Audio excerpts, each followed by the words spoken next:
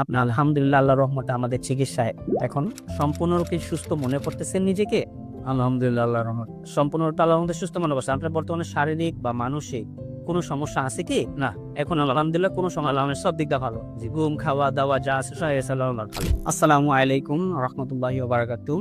আমি doctor Mohammad Aslam, DHMH BHB Dhaka, BHMH on course Dhaka বিশ্ববিদ্যালয়। বর্তমানে বিশ্বনন্দিত ক্যান্সার চিকিৎসক অধ্যক্ষ ডক্টর এস এন সারোয়ার স্যারের চেম্বার গণস্বাস্থ্য হোমিওতে এজ এ ক্যান্সার চিকিৎসক হিসেবে নিয়োজিত আছি। আজকে আমরা আল্লাহর রহমতে চলে যাব সরাসরি একটা রোগীর কাছে, যে রোগীটা প্রোস্টেটিক ক্যান্সারে আক্রান্ত হয়ে চিকিৎসার জন্য আমাদের এখানে আসেন।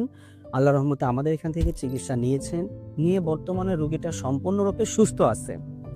তারই হিস্টোরিটা, তারই গল্পটা আজকে আমরা শুনবো। চলুন চলে যাই আমরা সরাসরি রোগীর কাছে।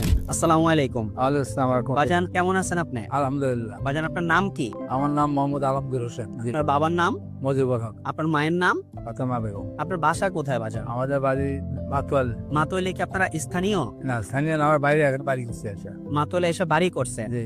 মাতোয়াল কোন কোন এলাকাতে বা কিভাবে আমরা আপনাকে চিনতে পারি? মাতোয়াল দক্ষিণ পাড়া মুসলিমনগর। ওইখানে গিয়ে কি বললে আপনাকে চিনা যাবে? আপনার আমার নাম বললেই হবে, যে আলমগীর সাহেব বাসা কোথায়? আলমগীর সাহেবের বাসা কত? ধরাবাড়ি। আচ্ছা বাজান, আপনার বর্তমান বয়স কত চলতেছে? 70। 70 চলতেছে। উনি কি হয় আপনার? আমার ছেলে। আপনার ছেলে। ভাইজান আপনার নাম? আমার নাম মোহাম্মদ নাজমুল হাসান উজ্জ্বল। কোথায় জবে আছেন? আমি একটা ব্যাংকে কর্মরত আছি আর কি। ব্যাংকে কর্মরত আছেন। আচ্ছা, তো আপনার বাবার বিষয়ে আমার মনে হয় আপনি খুব ভালো কথা বলতে পারবেন। আপনার বাবার বিষয়টাতে, উনি বয়স্ক মানুষ, আমি এতটা না করে আমি আপনার সাথে সরাসরি কথা বলতেছি। আপনার বাবা সর্বপ্রথম কি সমস্যা হয়েছিল ভাই? গত বছর 2025-এ বছরের শুরুর দিকে আর কি, তো বাবা ঘন ঘন প্রস্রাব, তারপরে হচ্ছে প্রস্রাবের রাস্তায় কিছুটা জ্বালাপোড়াও হইতো, এবং এর কারণে উনি দেখা গেছে যে রাতের বেলা মাঝে মধ্যে ঘুমের মধ্যে প্রায় ঘুম থেকে ঘুম ভেঙে তারপর উনি ওয়াশরুমে যেতে হইতো কয়েকবার। জি।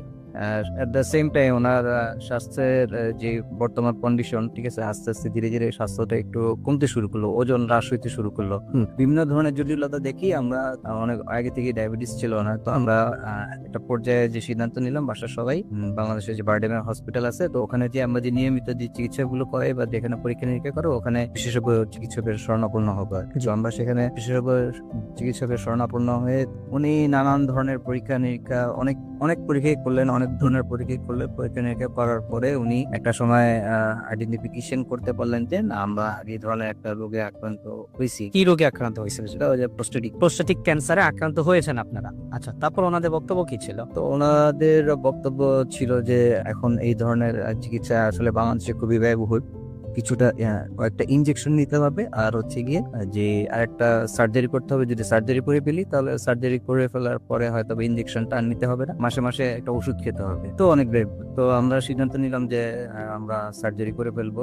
সার্জারি করেছেন আপনারা পরবর্তীতে? আচ্ছা আচ্ছা। সার্জারি করার পরে তো অনেক ফলো আপের আকার থাকতে বললেন আর কি। তো আল্লাহর রহমত আমি অনলাইনের মাধ্যমে এখানে এই জায়গাটার আমি সন্ধান পাই। যে সন্ধান পেয়ে, ঠিক আছে, আমি এখানে আসি। এখানে এসে আমি গত 6-7 মাস ধরে আমি চিকিৎসা নিচ্ছি। বর্তমানে চিকিৎসা নেওয়ার পরে আমি বর্তমান যে একদম লেটেস্ট যে রিপোর্ট, এই রিপোর্ট অনুযায়ী দেখতেছি যে আল্লাহর রহমতে আমার বাবা একটা অনেক সুস্থ আছেন, সম্পূর্ণরূপে সুস্থ আছেন আল্লাহর রহমতে। আচ্ছা, তো 6 মাসের মাথায় ওনারা যে রিপোর্ট গুলা করছে, আমি সেই রিপোর্ট গুলো আমি আপনাদেরকে একটু বলি। রিপোর্ট গুলাতে আলহামদুলিল্লাহ আল্লাহর রহমতে উনি বর্তমানে সম্পূর্ণরূপে ওনার যে ক্যান্সারিয়াস প্রবলেমটা ছিল সেই প্রবলেমটা এখন বর্তমানে নাই।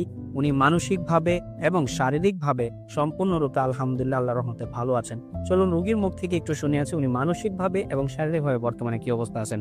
বাজান, আমি আপনার কাছে আবার একটু আসলাম। আপনি আলহামদুলিল্লাহ আল্লাহর রহমতে আমাদের চিকিৎসায় এখন সম্পূর্ণরূপে সুস্থ মনে করতেছেন নিজেকে? আলহামদুলিল্লাহ আল্লাহর রহমত। সম্পূর্ণরূপে আল্লাহর রহমতে সুস্থ মনে করছেন। আপনার বর্তমানে শারীরিক বা মানসিক কোনো সমস্যা আছে কি? না, এখন আলহামদুলিল্লাহ কোনো সময় আল্লাহর সব দিক দিয়ে ভালো। জি, ঘুম, খাওয়া দাওয়া যা আছে সব আল্লাহর ভালো। আমরা আজকে মোহাম্মদ আলমগীর হোসেন স্যারের দীর্ঘায়ু কামনা করছি, এবং ওনাকে যাতে আল্লাহ তাআলা এখন যেমন ক্যান্সারটা নেগেটিভ আসছে, আল্লাহ যে কয়দিন হায়াতে বাঁচায় রাখে, উনি যাতে সুস্থ সুন্দরভাবে বেঁচে থাকতে পারে, সেই কামনায় আজকে আমরা আমাদের এই অনুষ্ঠান শেষ করছি। ধন্যবাদ সবাইকে। আসসালামু আলাইকুম ওয়া রাহমাতুল্লাহি ওয়া বারাকাতুহু।